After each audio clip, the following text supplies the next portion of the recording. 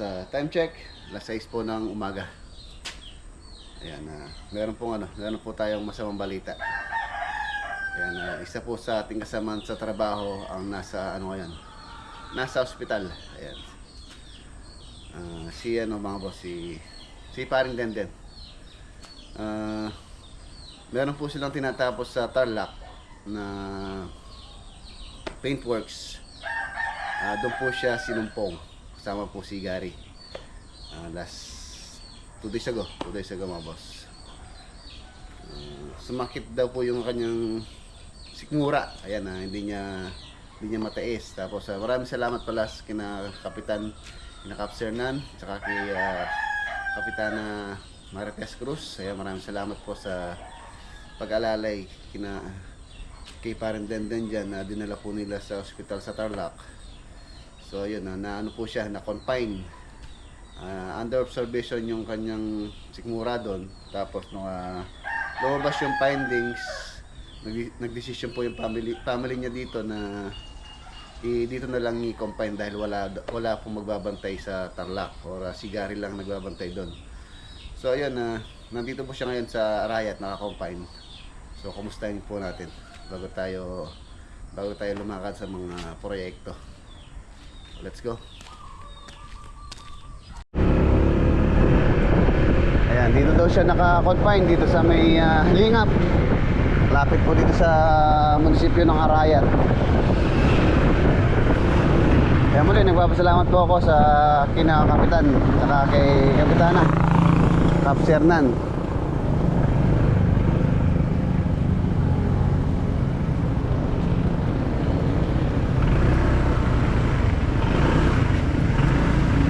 Salipin natin.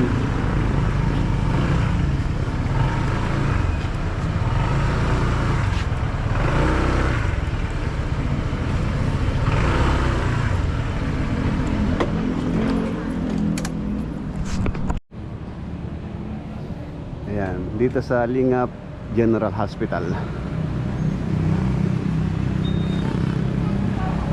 Tao po.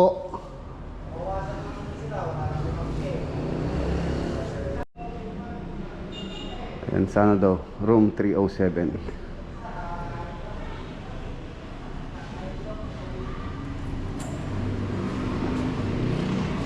Elevator tayo.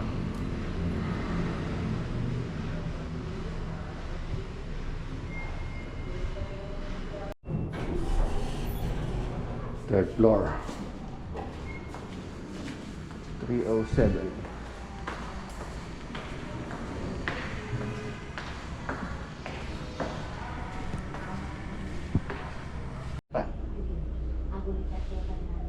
Ayan mga boss, yung pasyente natin. Ang findings, ulcer daw po yung ano niya, sakit.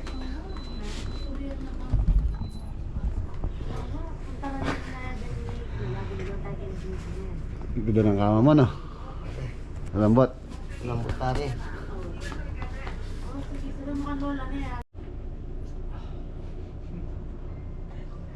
Nagbabantay si Denver, panganay ni Paring Denden. Sigarilyo. Yung muna daw, sigarilyo. Sama. Doors. Tilapia. Tilapia.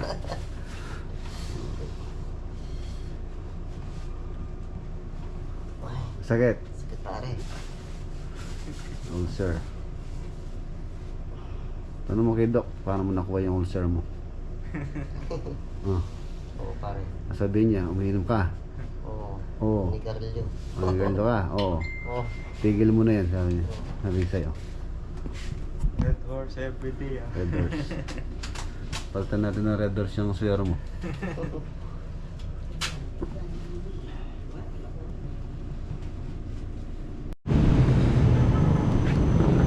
Ulcer ang ano po niya, findings po ng doktor sa kanya.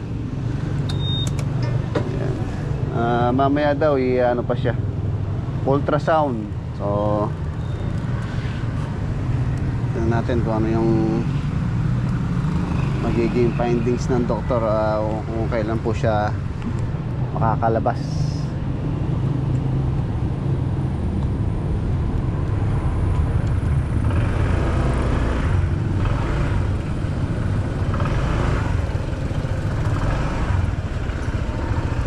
Pupunta muna tayo sa ano mga boss, sa Gatchawin.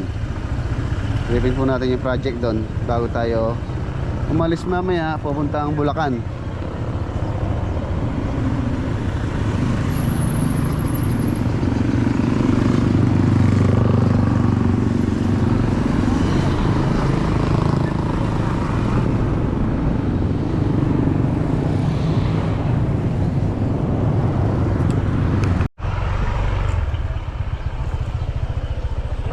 Uy, Oh, ay gumagawa dyan? oh.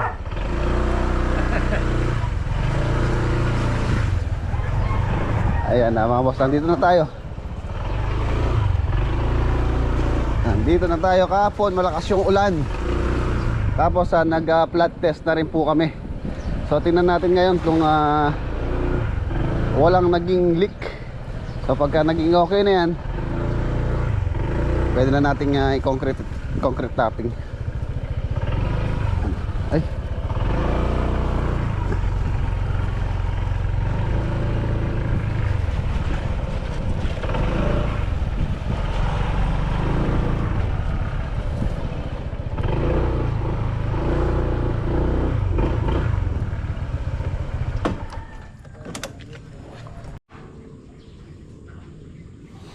meron pong naglilik din sa may harapan ng bintana.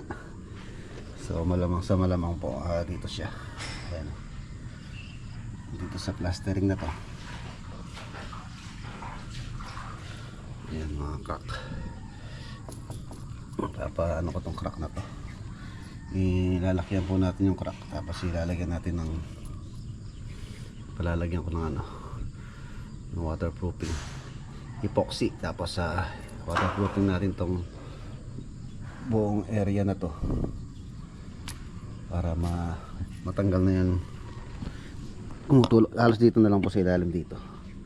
The rest yung dun sa mga room dun, mapapansin nyo babad na babad, wala na. So ito na lang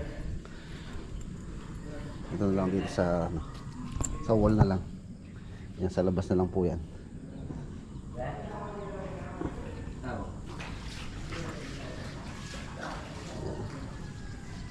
Medyo malalaki yung crack dito, lalo na dito. Yan, dito po sumisiksik yung tubig, tapos doon tumutulong sa tapat ng pinto.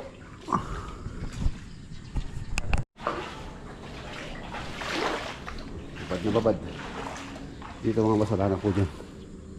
Ano na nga, okay na dito.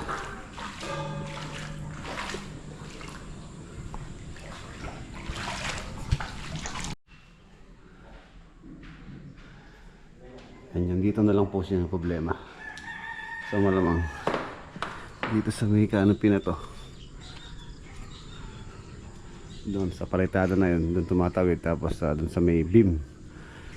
So yun na lang. Ayan, at least syempre hindi natin makikita yung leak kung hindi natin ipa-flood test. So yun, nag-flood test tayo, nakita natin. So dito tayo magpo-focus nyan dito sa area na to. Ayan. At least yung the rest po wala na. Dati wala na. Wala na dyan, no? Ito mo rin dati yan. Ay, oo. Ay, wala na dyan, no? Ayun na lang, sige. Itanggalin. Ayan, dito na lang po sa area na to. Ang ano pa natin, ipofocusan natin ng waterproofing. Tapos yun nga, yung mga crack doon, yun yung ating ayusin pa. Pero the rest dito okay na po dyan. Ano muna natin to, i-blackout muna natin to hanggat hindi nasosolve yun. Hindi natin i-close yan. Yan, dito pwede na silang mag-concrete topping dyan dahil okay na po dyan. Wala nang leak dito. Galing mo. Hiniran nyo na. Drain nyo na, drain.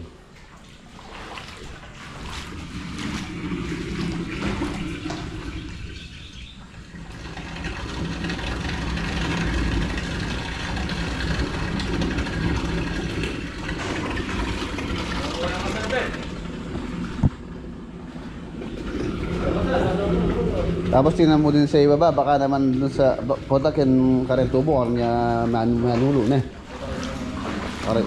Diyan dumadaan sa mga tubo, baka bigla mag-click dyan. Kasi sa mga tubo.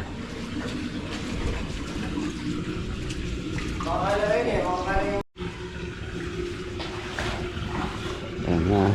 Okay na po dito. Hindi po siya tiles, concrete topping. Yung may design, yung kamukha nung ginawa ko po dun sa aking garahe. Ang gusto nila ate rito. Parang tiles na lang, yun na lang kwarto. I-prepare ko na rin yung tiles dito.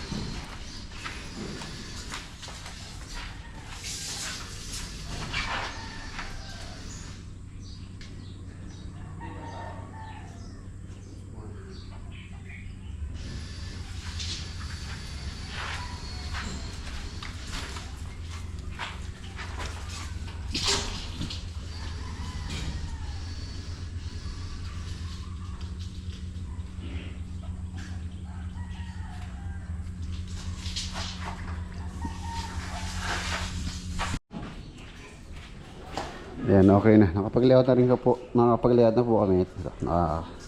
Ginamit natin itong isang peraso ng hard reflex or Piston board para sa squareness. Ayan, nasa na yung pattern. Nandito na rin pattern. Ano yung pattern? Nasa ilalim. Ito yung pattern na gagamitin namin. 40 by 40 yung size dito. Ayan. Ito yung ginamit ko sa farm. So ito yung gagamitin namin pang pattern o template para sa concrete topping. Tapos syempre i-grout po yan. Lalagyan ng grout. Para kapit na kapit. So yun. Okay na. Maiwanan natin sila dahil pupunta po tayo ngayong Bulacan. Pero yun dito, patutuyuin po na namin to. Ito na lang po yung aayusin dito. The rest okay na. Ayan yung mga crack doon. Tapos yung dito sa gilid. Ayan, dito na lang magpo-focus. At least nakita kung saan pa siya kailangan rectify or ayusin. Dito okay na dyan. Basta tayo. Ayan dito okay na. Nababaran na po sa taas yan.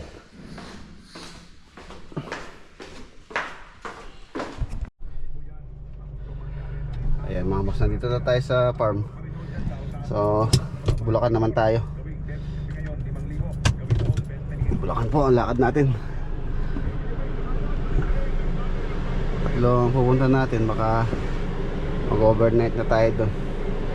Baka hindi rin tayo makatapos ngayon. Tapos bukas payday, baka umuwi rin yung mga tropa, so sasabay na natin.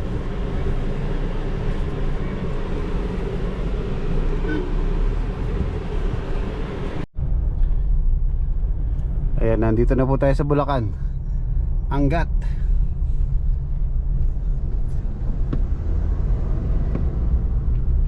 Welcome to Angat.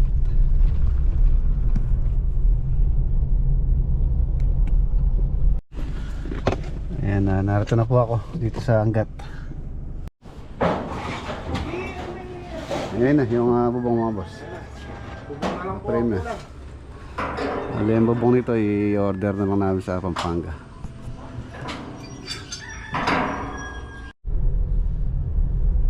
Okay na, ay mga boss, papunta naman po tayo ngayon sa ano naman tayo, Pandi, Bulacan. Meron tayong hatid na ano doon, materyales. Tapos Plaridel. Ay, time check, alas 4 na po ng hapon.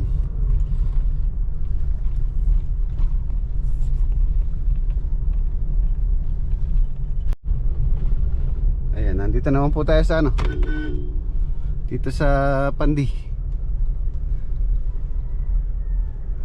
bahay ni Doc.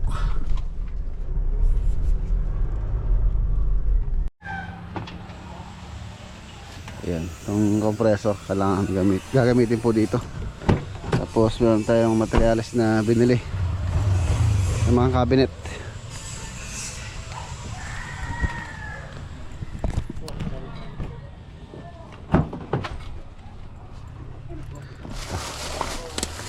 Lower guide, tapos concealed.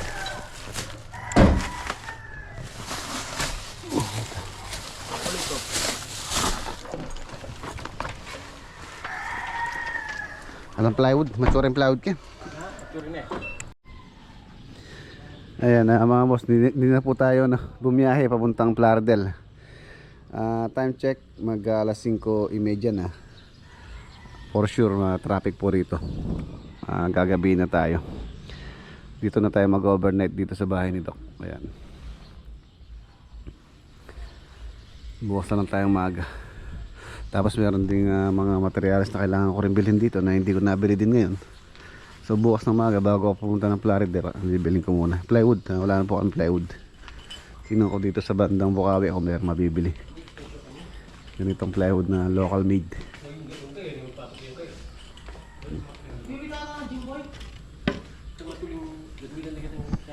Yun yung mga cabinet na ginagawa. Ayun si Tikboy. Ayan, tsaka ito. Yung paggawa ng cabinet si Ate LB rito. Tsaka rito. Tsaka ito, babaguhin po namin ito.